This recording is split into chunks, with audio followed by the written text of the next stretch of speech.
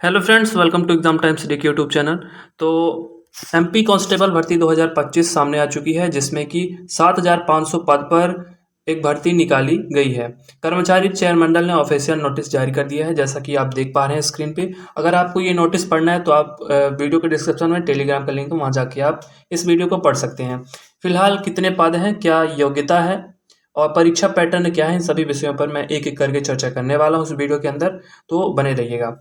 ये नोटिस है, इसमें कई जानकारियां दी गई हैं जिसको आप या तो टेलीग्राम में पढ़ सकते हैं या आप वीडियो पॉज करके पढ़ सकते हैं। फिलहाल मैं मुख्य बिंदुओं को एक एक करके आपके सामने रखता हूं। यहाँ पे महत्वपूर्ण तिथियां कौन कौन सी हैं, यानी कि कब हम अप्लीकेशन फॉर्म भर सकते हैं, कब उसमें संशोधन कर सकते हैं, सारी जानकारियां। नोटिफिकेशन जारी, जैसा आज नोटिफिकेशन जारी हुआ है 13 सितंबर 2025 को। आवेदन फॉर्म में संशोधन 4 अक्टूबर तक आप आवेदन फॉर्म में संशोधन कर पाएंगे। परीक्षा तिथि अभी घोषित कर दी गई है फॉर्म के साथ ही, तो 30 अक्टूबर से परीक्षा प्रारंभ होने वाली है। आवेदन प्रारंभ 15 सितंबर से 29 सितंबर तक आवेदन चलने वाले हैं, यानी आवेदन की अंतिम तिथि होगी 29 सितंबर 2025। योग्यता योग्यता पर मैं अगर बात करूं तो योग्यता सिंपल 10th पास यानी 10वीं पास रखी गई है और एसटी के छात्रों के लिए 8वीं पास रखी गई है। चयन प्रक्रिया की मैं बात करूं, अगला टॉपिक है, तो निम्न मतलब चयन प्रक्रिया में सबसे पहली जो चीज़ है हमारे सामने वो है लिखित परीक्षा। 100 अंकों की लिखित परीक्षा होती है और इसके बाद हमारी शारीरिक दक्षता परीक्षा यानी पीईटी, ये भी 100 अंक की होती है। इन दोनों के अंकों को मिलाकर के मेरिट बनाई जाती है। तीसरा चरण जो होगा उसमें होगी शारीरिक मापतौल परीक्षण पीएमटी। चौथा चरण होगा दस्तावेज सत्यापन यानी डीवी। पांचवें चरण में चिकित्सा परीक्षण यानी कि मेडिकल होगा। इसके बाद ही चयन प्रक्रिया पूर्ण होगी। परीक्षा पैटर्न पे अगर मैं बात करूं तो परीक्षा पैटर्न में सामान्य ज्ञान के 40 प्रश्न होते हैं जो कि 40 अंक के होते हैं। बौद्धिक क्षमता और मानसिक क्षमता के 30 प्रश्न 30 अंक के। विज्ञान और सरल अंकगणित के 30 प्रश्न 30 अंक के होते हैं। इस प्रकार 100 प्रश्न 100 अंक के होते हैं।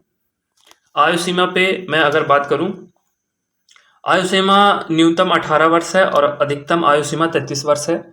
आरक्षित वर्ग के लिए छूट भी है, जैसे कि ओबीसी छात्रों के लिए 3 वर्ष का छूट, एसटी एससी के लिए 5 वर्ष का छूट दिया गया है।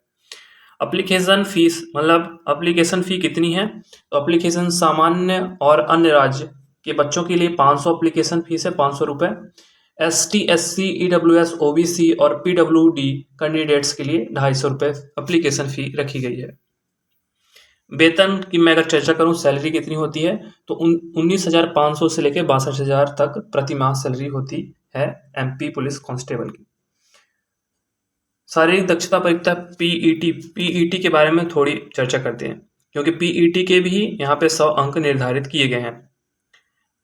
तो पुरुष वर्ग के जो कैंडिडेट हैं उनके लिए पीईटी में 800 मीटर की दौड़ को 2 मिनट 45 सेकंड में पूरा करना होगा और जो महिला कैंडिडेट्स हैं उनको 4 मिनट 15 सेकंड में 800 मीटर की दौड़ पूरी करनी होगी।